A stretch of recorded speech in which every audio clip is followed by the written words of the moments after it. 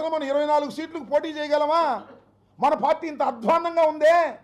ఇంత అధ్వాన్నంగా ఉన్న పార్టీకి చంద్రబాబు నాయుడు గారు 24 సీట్లు ఇచ్చాడే గొప్ప విషయమే అని చెప్పేటటువంటి ప్రయత్నమే చేశావే. ఏమిటి రాజకీయం నేను అడుగుతా ఉన్నా. జన సైనికులారా ఆలోచించమని మనం చేస్తున్నా. మా మీద విరుచుకుపట్టం కాదు, జగన్మోహన్ రెడ్డి గారి మీద విరుచుకుపట్టం కాదు, చంద్రబాబు నాయుడు గారిని దేహి అని నేను తీసుకొచ్చాను 24 సీట్లు అనేటువంటి పద్ధతుల్లో మాట్లాడుతున్నామంటే సిగ్గుందా లేదా నేను అడుగుతా ఉన్నా. నిన్ను నమ్ముకున్నటువంటి జన సైనికుల పరిస్థితి ఏమిటని అడుగుతా ఉన్నా. ఏం దుర్మార్గం ఇది నాకు అర్థం కాదు. అంతేకాదు నన్ను ప్రశ్నిస్తారా?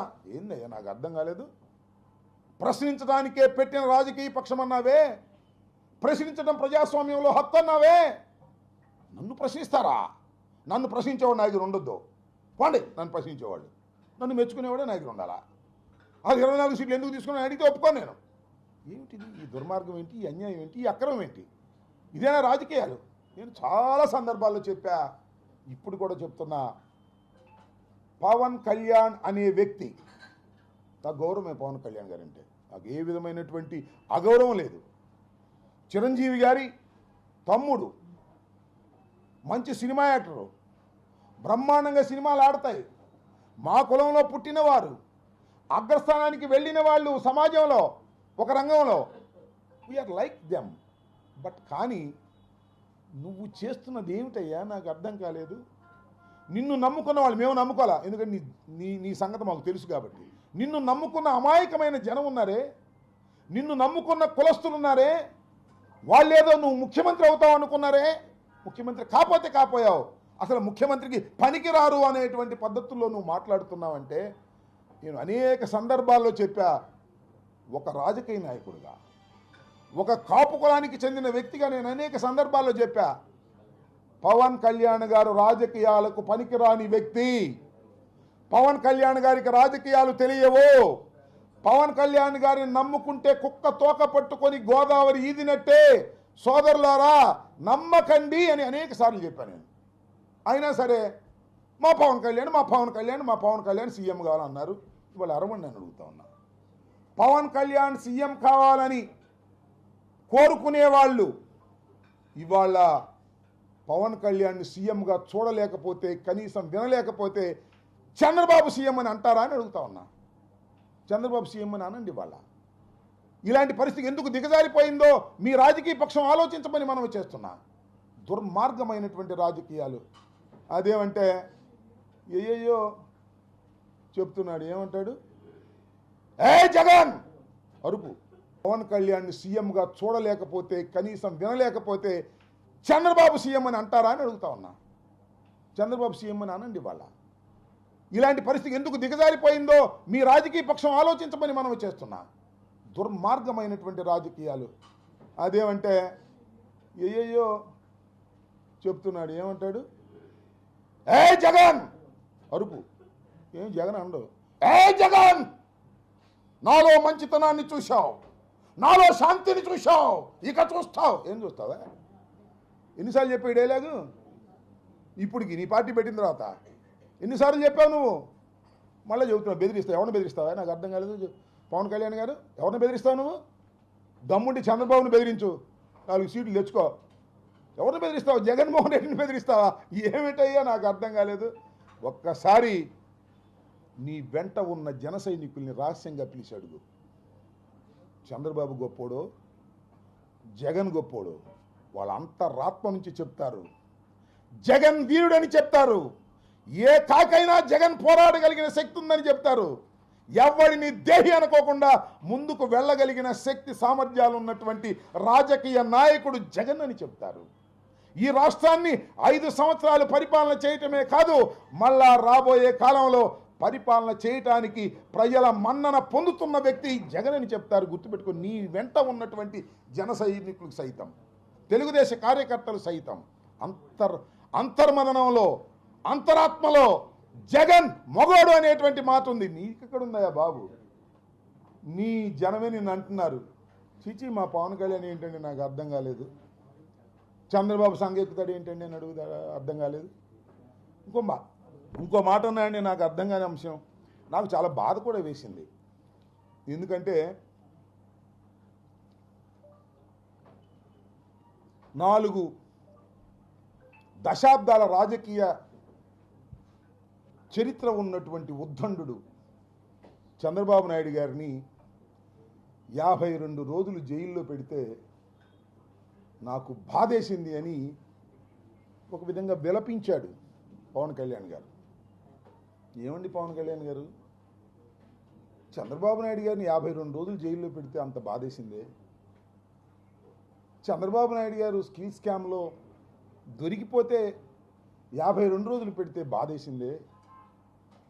4 దశాబ్దాల చరిత్ర కలిగినటువంటి ఉద్దండు అన్నావే. నేను ఒక మాట అడుగుతానయ్యా పవన్ కళ్యాణ్ గారు, చెప్పండి. ఎంతో రాజకీయ భవిష్యత్తు ఉన్నటువంటి వ్యక్తి వంగవీటి మోహన్ రంగారావు గారిని నడి బజారులో నరికినప్పుడు నీకు బాధ కలగలేదా అని అడుగుతా ఉన్నా. అంతేకాదు, నీతికి నిజాయితీకి పేరు పొందినటువంటి వ్యక్తి, ఎవరికి అమ్ముడుపోనటువంటి వ్యక్తి, కాపు ఉద్యమం కోసం కృషి చేసినటువంటి వ్యక్తి ముద్రగడ పద్మనాభాన్ని కొట్టినప్పుడు, ముద్రగడ పద్మనాభం గారి భార్య పిల్లల్ని వేధించినప్పుడు కలగని బాధ చంద్రబాబు నాయుడు దొంగ దొరికితే 52 రోజులు జైల్లో పెడితే బాధ కలిగిందా? ఏం వ్యక్తిత్వం అయ్యా నీది? దేనికి ఆశపడుతున్నావయ్యా నువ్వు? వాస్తవాలు మాట్లాడలేవా అని నేను అడుగుతా ఉన్నా. తెచ్చిపెట్టుకున్న ఆవేశం, తెచ్చిపెట్టుకున్నటువంటి కోపం, అరుపులు ఏమిటిది రాజకీయాల్లో? నాకు అర్థం కానటువంటి పరిస్థితి. జగన్మోహన్ రెడ్డి గారి మీద విరుచుకుపడేటటువంటి మాటలు, తొక్కేస్తాడంట, అధపాతాళానికి తొక్కేస్తా అంట. నిన్ను పుట్టించిన వాడు రావాలి అధపాతాళానికి జగన్మోహన్ రెడ్డి గారిని తొక్కడానికని మనం చేస్తున్నాం. జగన్మోహన్ రెడ్డి గారిని అధపాతాళానికి తొక్కగలిగినటువంటి శక్తి నీకుందా? ఒకసారి ఆలోచించుకో. నీ అంతరాత్మను అడుగు. ఒంటరిగా గుండె మీద చేసుకుని ఆలోచన చేయమని మనవి చేస్తున్నా. జగన్మోహన్ రెడ్డి గారి గురించి మాట్లాడే నైతిక హక్కు లేనటువంటి వ్యక్తివి నువ్వు. తండ్రి మరణిస్తే రాజకీయాల్లోకి వచ్చి భయపడుకోకుండా ముందుకు వెళ్ళినటువంటి వీరుడు జగన్మోహన్ రెడ్డి. ఏది అనుకున్నాడో దానికోసం ప్రయత్నం చేసే వ్యక్తి, రాజీ పడని వ్యక్తి జగన్మోహన్ రెడ్డి గారు. అలాంటి జగన్మోహన్ రెడ్డి గారిని పట్టుకొని ఇంకో మాట అన్నాడు, నేను నీకు తొక్కకపోతే నా పేరు పవన్ కళ్యాణ్ కాదని. నీ పేరు అసలు పవన్ కళ్యాణే కాదు. రాసుకో, వాళ్ళు చెప్తున్నా. ఈ మాట మీద నిలబడు. ఇంకోటి నువ్వు అడిగింది చెప్తా. 4వ పెళ్లి గురించి చెప్తా. స్నేహం అంట. స్నేహం చేస్తే చచ్చే వరకు నాది స్నేహం. అబ్బబ్బబ్బబ్బా, సిపిఐతో స్నేహం చేసావుగా, చచ్చేదాకా ఉండవా? సిపిఎంతో స్నేహం చేసావుగా, చచ్చేదాకా ఉండవా? చెప్పయ్యా. అక్కడ దాకా ఎందుకు? బీజేపీతో స్నేహం చేస్తున్నావుగా, చచ్చేదాకా ఉండవా? ఎన్ని దొంగ మాటలయ్యా, నాకు అర్థం కాలేదు. శత్రుత్వం ఉంటే చచ్చేదాకా శత్రుత్వం అన్నావు. నువ్వు అన్నావుగా. చంద్రబాబు నాయుడుతో శత్రుత్వం అన్నావు, లోకేష్తో శత్రుత్వం అన్నావు. ఎక్కడ దాకా ఉన్నావు శత్రుత్వం? నువ్వు అసలు మాట మీద నిలబడేవాడివేనా? అసలు ఒక చోట నిలబడేవాడివేనా? ఒకటి పక్కన నిలబడేవాడివేనా? ఎవడు పక్కన పడితే ఆడి పక్కన మాట్లాడతావు. అదేమంటే నా వ్యక్తిగత జీవితం గురించి మాట్లాడుతున్నారు. ఏ జగన్ అరుపు ఇంతకన్నా పెద్దదిలే, నేను సింపుల్గా అంటున్నా. నీ సంగతి నాకు బాగా తెలుసు. జూబ్లీ హిల్స్లో చెక్ పోస్ట్ దగ్గర నువ్వు చేసినవి అని తెలుసు. టన్నుల కొద్దీ నా దగ్గర సమాచారం ఉంది. ఇవ్వవయ్యా, టన్నుల కొద్దీ ఉంటే సమాచారం. What is blackmail? ఎంత చీప్ బ్లాక్ మెయిల్ చేస్తున్నావు? జగన్మోహన్ రెడ్డి గారి మీద నువ్వు వ్యక్తిగతంగా చెప్పదలుచుకుంటే చెప్పవయ్యా, దమ్ముంటే అది చెప్పవు. బెదిరింపు, బ్లాక్ మెయిలింగ్. బ్లాక్ మెయిలింగ్ జడిసే వ్యక్తి జగన్మోహన్ రెడ్డి గారు. నాకు 3 పెళ్ళిళ్ళు 4 పెళ్ళిళ్ళు అంటున్నావు. నన్ను దత్తపుత్రుడు అంటున్నావు. చెప్పని అడుగుతున్నా. ఎస్, నీకు మొదటి పెళ్లి కాలేదా? 2వ పెళ్లి కాలేదా? 3వ పెళ్లి కాలేదా? 4వ పెళ్లి కాలేదు. 4వ పెళ్ళని నువ్వా అంటున్నావు. 4వ పెళ్ళం ఎవరో కాదు నాయనా, నాదెళ్ళ మనోహరు 4వ పెళ్ళం. మేము మా చేత ఎందుకు చెప్పించుకుంటా? ఏమి నాకు అర్థం కాలేదు. జగన్మోహన్ రెడ్డి పెళ్ళామా? నీకు చంద్రబాబుకి మొగుడు జగన్మోహన్ రెడ్డి గారు, గుర్తుపెట్టుకోమని మనం చేస్తున్నా. ఇది ప్రజావాక్కు, నేను చెప్పేది కాదని మనం రాజకీయంగా మీ ఇద్దరికి మొగుడు జగన్మోహన్ రెడ్డి గారు తప్ప మరొకరు కాదు. నీ 4వ పెళ్ళం మనోహరు, అందరికీ తెలిసినటువంటి సత్యం. ఇది ఏం మాట్లాడుతున్నావు నువ్వు? నేను ఒక్కటి మనవి చేస్తున్నా, నేను అందరికీ మనవి చేస్తున్నా. ముఖ్యంగా తెలుగుదేశం ఏ మాటగా మాట చెప్పాలి. చంద్రబాబు ఎంతవరకు లిమిట్స్లో మాట్లాడాలో అంతవరకు లిమిట్స్లో మాట్లాడితే కొద్దిగా ఎక్స్ అయ్యాడు. నీ దుంప దగ్గర నువ్వేందయ్యా పిచ్చి పిచ్చి పిచ్చి పిచ్చి అరుపులు, పిచ్చి పిచ్చి గందరగోళాలు. అయ్యా జన సైనికులారా, కాపు సోదరులారా, పునరాలోచించుకోండి. ఇతని వల్ల రాజకీయ పార్టీని నడపడం కాదు, రాదు. ఏ చంద్రబాబు భుజం మీద వేసి వెళ్ళిపోతాడు. నేను మనవి చేస్తున్నా, ఈ దుర్మార్గమైన రాజకీయాల్లో పవన్ కళ్యాణ్ అనేటువంటి వ్యక్తి ఏదో ఆటలో అరటిపండులాగా కొంతకాలం ఉండే వ్యక్తే కానీ అయ్యా 10 సంవత్సరాలు అయింది రాజకీయ పార్టీ పెట్టి. అసలు ఎందుకు 24 తీసుకున్నావు నాకు అర్థం కాదు. అనవసరంగా ఆ 2014 లాగా ఫ్రీగా సపోర్ట్ చేయరాదు. ఎందుకు వచ్చింది కూడా 24 మందిని నువ్వు తీసుకుని మళ్ళీ వాళ్ళని పెట్టలేకపోతున్నావు. నువ్వు ఎవరిని పెట్టాలి నీకు అర్థం కాదు. అసలు ఈ 10 సంవత్సరాల్లో 175 సీట్లకి 175 మందిని పెట్టి గెలిపించుకోవాలనేటువంటి తృష్ణ కానీ చిత్తశుద్ధి కానీ నీకు ఎప్పుడైనా ఉందా? మొత్తం టోటల్గా ఒకసారి నెక్కెళ్ళి చూసుకోండి. లేవు. ఊరికినే అప్పుడప్పుడు రావడం, గెల్లడం, పోవడం, తిట్టడం, పోవడం. అదేమంటే దాని దుంప దగ్గర 2 చెప్పులు ఎత్తిట్ట ఇసరడం.